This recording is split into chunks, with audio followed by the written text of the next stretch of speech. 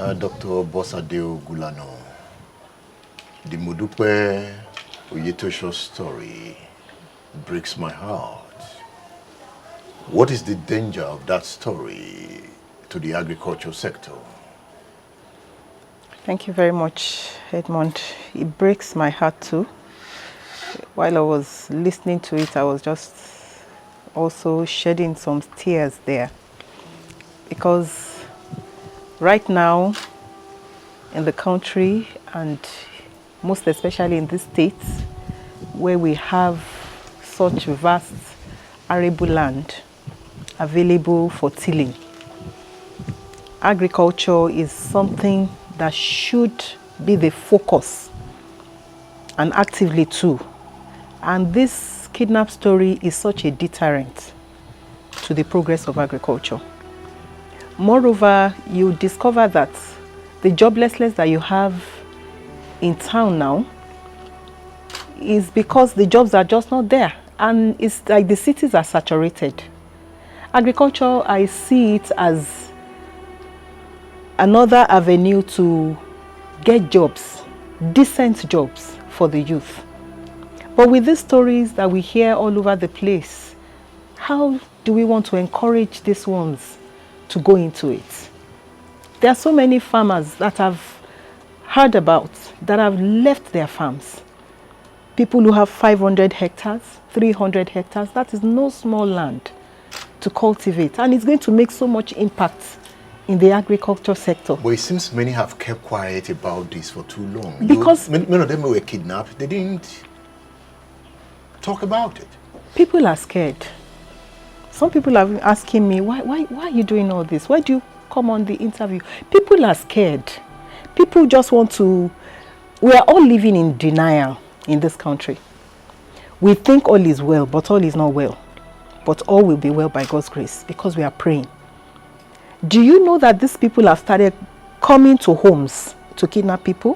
Where did you get that from? Oh, I know of a farmer, a poultry farmer this time around, that was trailed to his house at Akobo and was kidnapped. Immediately after that incident, he sold off every bird on his farm and he quit farming. How many more?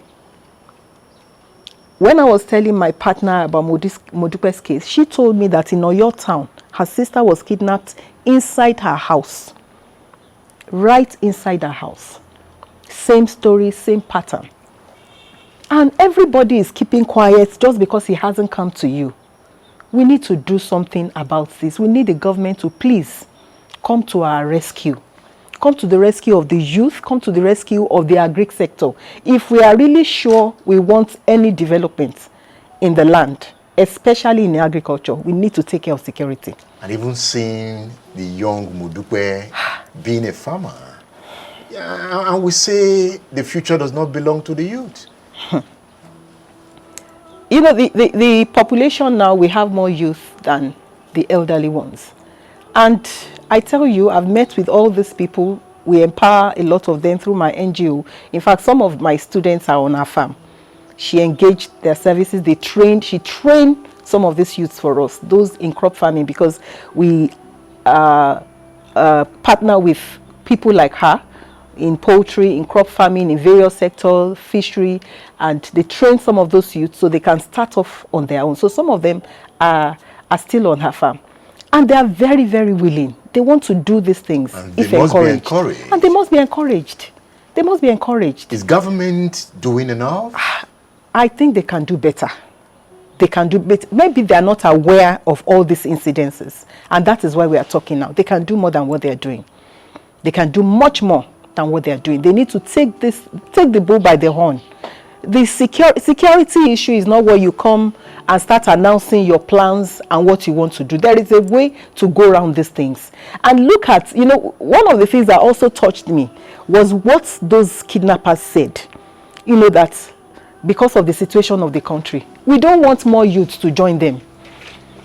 We want to create enabling environments for these youths to do meaningful things, to get decent jobs. They have taken this as a job. It's not a job. We don't want a collaboration between those that are in town with those people. We won't be able to stand it. Let's create the environment. Let people get meaningful things doing. Nobody wants to go around kidnapping. I don't know how they got to that stage, how they found themselves there.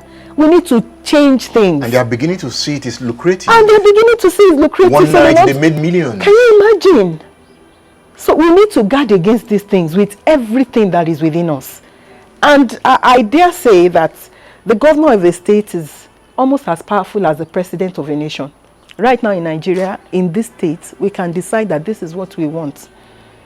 This is what we don't want. And we set the boundaries and we enforce the laws and we make sure that they stand. So you were saying we enough collaborate. is enough. Enough is enough. Enough is enough. Things must work.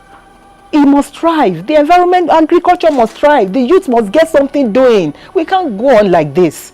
Every time we're just talking on the media, you know, politics, people like to talk is cheap. I believe in action. Let's get to work. People like to talk about what is happening in US, in abroad, and what. Let's talk about what is happening in our own land and do something about it. People like Modupe must not be discouraged. And there are so many more like that. They must be encouraged. Dr. Bosade Ogunlana, thank you for featuring on State Affairs. Thank you very much. Thanks for having me.